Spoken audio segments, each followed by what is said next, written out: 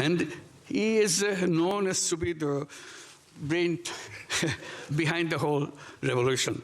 So he denies it repeatedly. He said, not me, many others, but that's how he's recognized, that he's the brain behind the whole thing. It's an amazing, meticulously designed thing. It's not just suddenly came, it's not like that. Very well designed. Even the leadership pattern, people don't know who the leader is. So you can't catch one and say, okay, it's over. It's not over.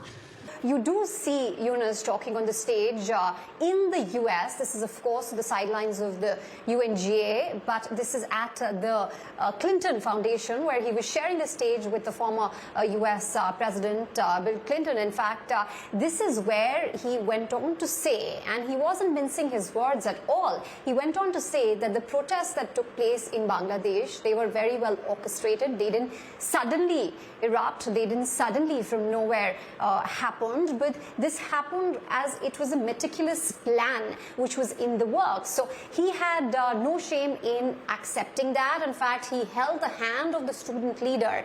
In fact, Alam, who he went on to say was the brain behind the student protest. In fact, the protest that started in Bangladesh, it started from a job quota, anti-job quota protest, which was perceived to favor some groups over the other. And then the protest there spiraled into anti-government protests, anti-corruption protests, which ultimately led to the ouster of Sheikh Hasina, the former Bangladesh Prime Minister. In fact, remember, even Sheikh Hasina in the parliament back in the day had very openly mentioned how the US wants a regime change in Bangladesh. In fact, some of her statements, even after her ouster, which in fact, these are unconfirmed statements, but she went on to say that US had its eyes on a particular island and they wanted to create a base there. If she would have given that out to the US, she would have still stayed in power. In fact, while Yunus was in the US, there were anti-Yunus protests which were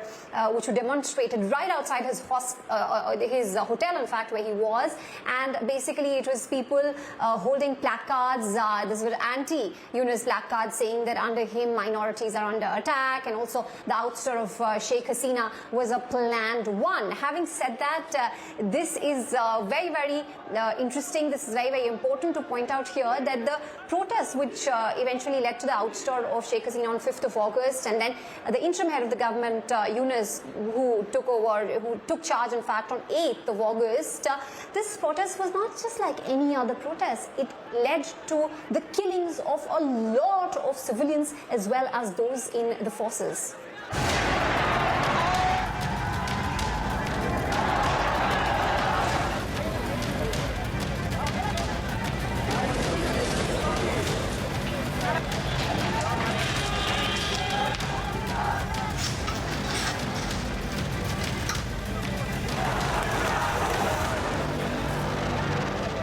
So Sheikh Hasina continues to be in New Delhi. New Delhi has given her shelter. We don't know till when, but the point remains that this shocking admission, a very bizarre one by Muhammad Yunus in the US, will the US say something on that or not? We'll have to wait and watch.